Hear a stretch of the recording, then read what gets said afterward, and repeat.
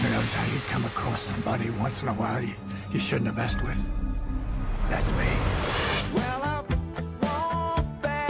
I am not an African American. You're an Oreo cookie, white in the inside and black on the outside. I don't have an afro, I have an Amerifro. Talking that idiotic stuff you talk about, I will slap you. Go ahead, make my day. Black as the ace of spades, but 100% American. Heard around the world by everybody and their mama. The Jesse Lee Peterson Radio Show. Uniting the races with truth instead of dividing them with lies. We're also rebuilding the family by rebuilding the man. I have with me, and I'm not just saying this just to be saying it, I mean it. When I grow up, I want to be like Congressman Allen West. He is bold, he is outspoken, he's honest, he's hardworking, he's a military man, he loves this country, and he's just not afraid to express that. And a lot of liberals hate him for it, but he doesn't back down, and he's with us right now. Congressman Allen West is here. He has a brand new book coming up soon, Guardian of the Republic. And I want to talk to Allen West about that, Congressman West, about his book and what he's doing right now. Guardian of the Republic, an American Roni's journey to faith, family, and freedom. Congressman West, welcome to the show, sir, and Happy New Year to you. Well, Happy New Year, Jesse Lee. And look, you're already there. I mean, you are a bold stand upon the truth, and, you're doing all the right things for this great country. So thanks for all that you're doing. Thank you very much. I appreciate that, especially coming from you. I do appreciate it. I want to, let's first talk about your book, because I really want people to be aware of it so they can get it. When is it coming out? The actual release date is the first week in April. Okay. You can go to allenbwest.com right now, and you can pre-order it through our website and going through Amazon, so that it'll be out there. And also, we have an opportunity where you can sign up to win a free autographed copy as well. So I'm looking forward to it coming out. Yes, sir. I am too. What's the point, and I don't want you to tell the folks about the whole book yet, because I want everybody in a moment to get it. What point are you trying to make that you are making in the book? Well, I think I want to tell the story. I want to tell an American story about a young man born and raised in the inner city of Atlanta, Georgia, with parents who were, brought up in South Georgia in some very hard times, but we were always focused on one thing, a love of God and a love of country, and how that, has established me in being the person that I am today, and why I do fight so strongly. Because, as it says in Proverbs, train up a child in the way that he should go, yeah. and when he is gone, he will not soon depart from that. And that is exactly what I want us to start focusing on. You talk about the breakdown of the family, especially in the black community. The things that we see now in the black community, not the things that we grew up with, and it's not who we are truly as a people. So I want to talk about, my beginnings, the military influence on my life, the philosophical, political influence on my life, and and talk about the foundations of this country, and really also talk about the black community and what we used to be, what we are becoming, and what we need to be.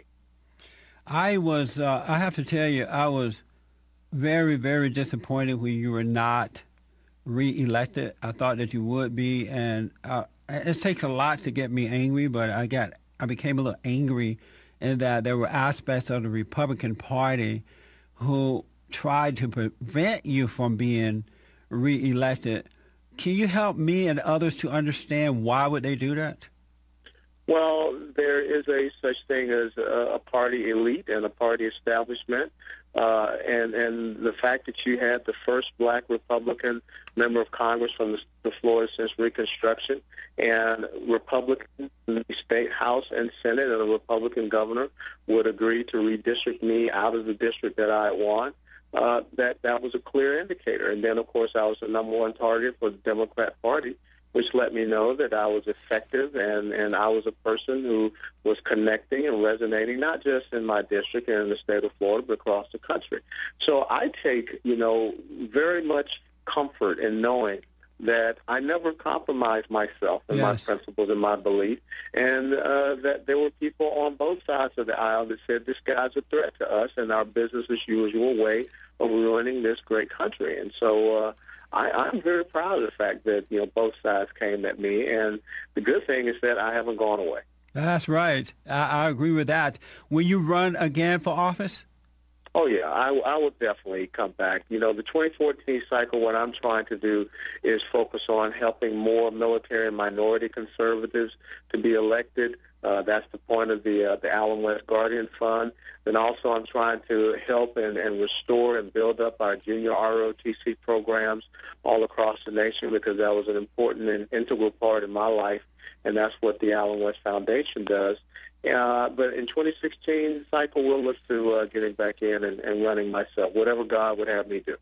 I read some of your quotes, and you do write that there need to be more people in government who have served in the armed forces, and I absolutely agree, and that we also need some good conservative Republican black people in the Republican Party holding office. Why do you think that we have so few in 2014? Well, I think that it is not just looking at the federal level. Neil Love is going to do well out in Utah. But we also need to look, further down. We need to look at the state level. As a matter of fact, a young, stellar man by the name of Ashley Bell in Georgia has decided to run statewide for school superintendent. So we need to start building that farm team so that we can, bring it up from the local school boards, city councils, county commission seats, mayors, state house, state representatives. You got a great young man down in Florida, former military, black American, Mike Hill, who is a member of the state house and who's looking to run for the Speaker of the House of Florida. So it's starting to happen. And I'm very proud of what I see happening, all across America at the grassroots level. And that's a big threat to a lot of people up in Washington, D.C. Well, I have to tell you this. If you ever needed help walking the grounds or going door to door, when you run again, let me know. We'll get the South Central LA Tea Party out there. And I'd be honored. We'll hustle for you, that's for sure.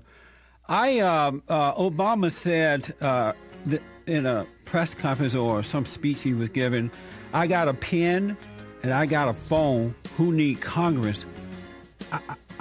Let me take a quick break. We'll come back and wind this down. But I don't know. I've never heard that before from a president, and I don't know how he can say that and just get away with it. Back in a moment. Talk myself in, I talk myself out. I get all worked up, then I let myself down. I tried so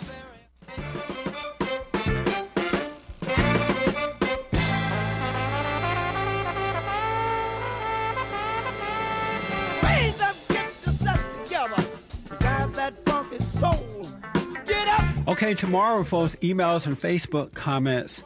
You don't want to miss it. Dr. Singh will be here the last hour tomorrow. We're here 3 hours a day, Monday through Friday, 6 a.m. to 9 a.m. Pacific time. Congressman Allen West is with me.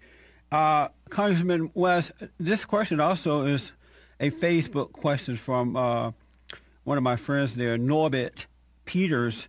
He, too, wants to know what is the opposition party, such as it is, going to do about Obama's continued threats and pass action to ignore Congress and govern through executive order over regulation and select laws enforcement. Mm-hmm. Well, that is the seminal question right now, because we do have a president that has no respect for the Constitution. He has no respect for the separation of powers, the system of checks and balances. He does not see this system as being a co-equal branches of government.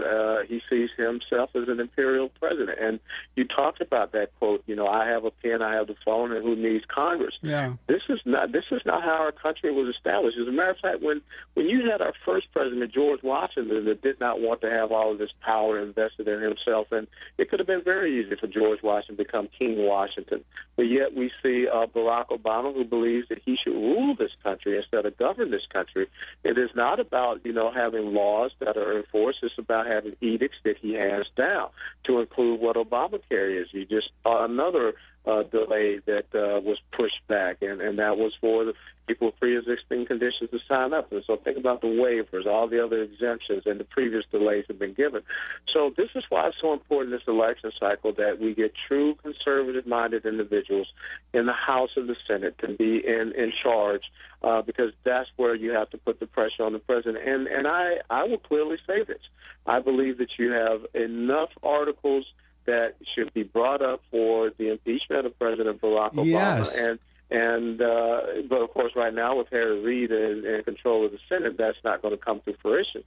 But something has to be done to say that you don't rule over the United States of America. And there is some hunger or thirst for power, and his desires, he said, to fundamentally transform America. And it seems that he does not care who stands in his way. Right. We have about a minute left here. Is it because he has support of the media, and he's black, liberal Democrat, and the white Republicans are just afraid of him? Don't want to be called racist and all that kind of stuff? You know that. Absolutely right. He feels that, his color provides him a defense mechanism so that no one is going to dare take on the first black president and talk about removing him from office. And when you also have a media that is very complicit, it gives him carte blanche. Think about all the things that are going on right now in our country. Congressman, I'm so sorry. I'm so sorry. The bridge. We are just out of time. Appreciate your time, sir. Thank you so much. Thank you. Okay. God bless. You too now. Of a new destiny. Views expressed by guests and callers on today's program may not necessarily represent the views of the station. For more information, call 1-800-411-BOND. That's 1-800-411-BOND. Or visit our website at bondinfo.org.